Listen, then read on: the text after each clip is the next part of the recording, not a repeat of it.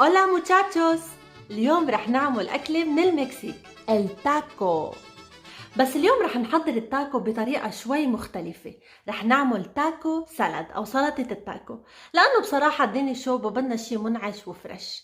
بس هيدا الفيديو رح يكون 2 ب1. كيف يعني؟ رح أعلمكن طريقة تحضير التاكو، بس بنفس الوقت رح أعلمكن تحضير السالسة المكسيكية الأصلية بطريقة جدا سهلة وجدا سريعة، ورح تغنيكن عن أي سالسة ممكن تشتروها من السوبر ماركت، وأكيد أكيد إذا زبطت معي بتزبط معكن.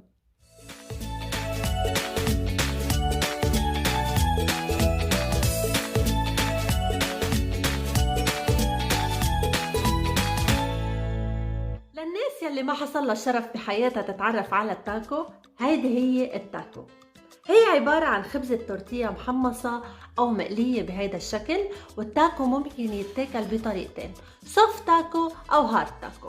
سوفت تاكو يعني التورتية بعدها غير محمصة، والهارد تاكو يلي هي بهيدا الطريقة محمصة ومقلية. رح أضيف حبة واحدة من البصل بقلب محضرة الطعام، ونصف حبة من الفليفلة الخضراء الحلوة، وعليهم رح أضيف 3 حصوص من الثوم، وحوالي تقريبا نصف كوب من الكزبرة الخضراء الطازة. رح استعمل طماطم مقطعة معلبة، مع اني ما كتير بحب استعمل المعلبات، بس استعمال هذا النوع من الطماطم اساسي ليعطينا الطعمة والقوام المضبوط والاصلي للصلصة المكسيكية. رح صفي الصلصة الموجودة بقلب الطماطم واستعمل علبتين من الطماطم، يعني ما يعادل 800 جرام. عندي هون نصف حبة من الليمون الحامض، ممكن تستعملوا الحامض الأخضر أو اللايم إذا لقيته. ورح أضيف عليهم ملعقة صغيرة من الملح وشوي من الهالابينيو، إذا بتحبوا الحر أكتر ممكن تكتروا الهالابينيو حسب اختياركم. ورح أطحن المكونات مع بعض لمدة 30 ثانية ماكسيموم. ما بدي المكونات تنطحن كتير وتضل شقف البندورة والبصل والفليفلة ظاهرة.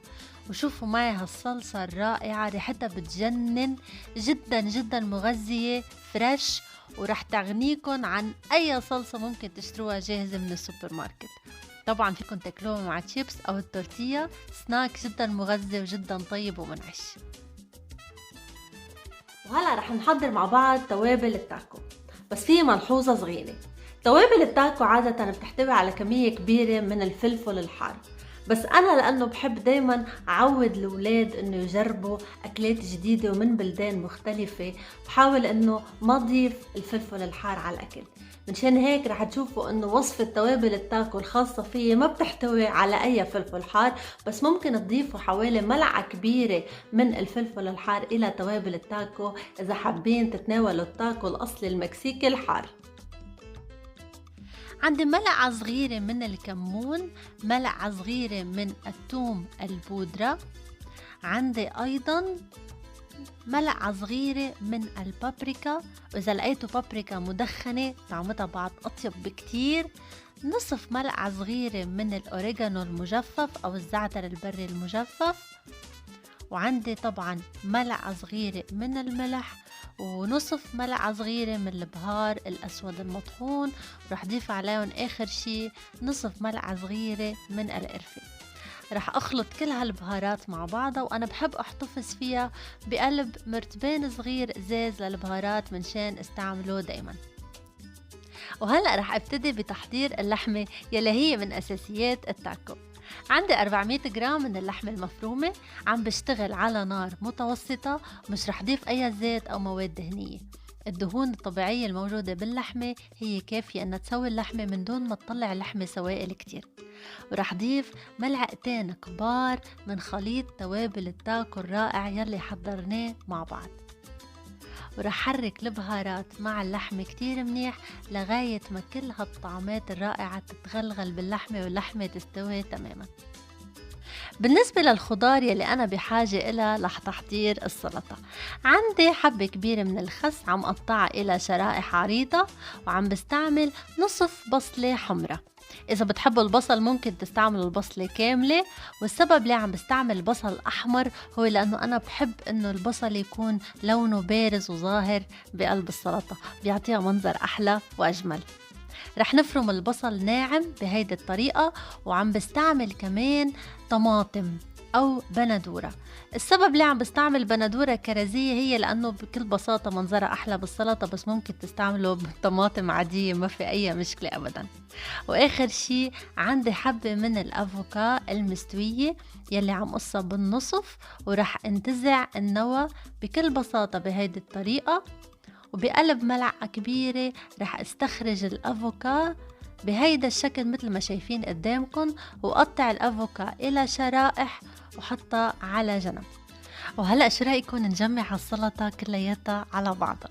بقلب وعاء رح أوضع خس، شوي من الطماطم الكرزية، ورح أوضع كمان القليل من البصل الأحمر المفروم، وبعدين رح أوضع فوقها اللحم المفروم المنكه بالتوابل التاكو المحضرة بالبيت.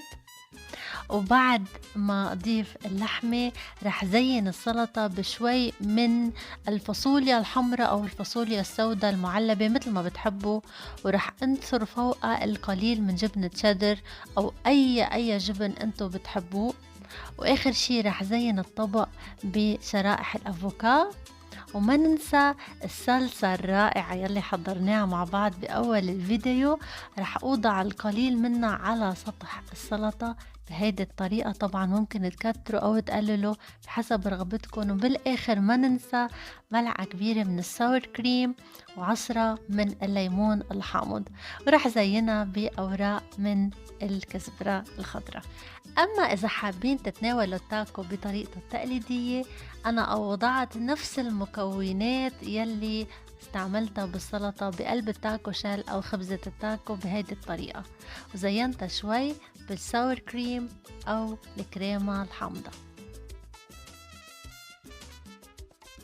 بتمنى تكون التاكو سالاد عجبتكم ورح تجربوها عن قريب، وبالأخص الصلصة المكسيكية لأنه مثل ما شفتوا جدا سهلة وبسيطة وما أخذت وقت، وعن جد كتير طيبة. وأنا برجع بشوفكم بفيديو جديد.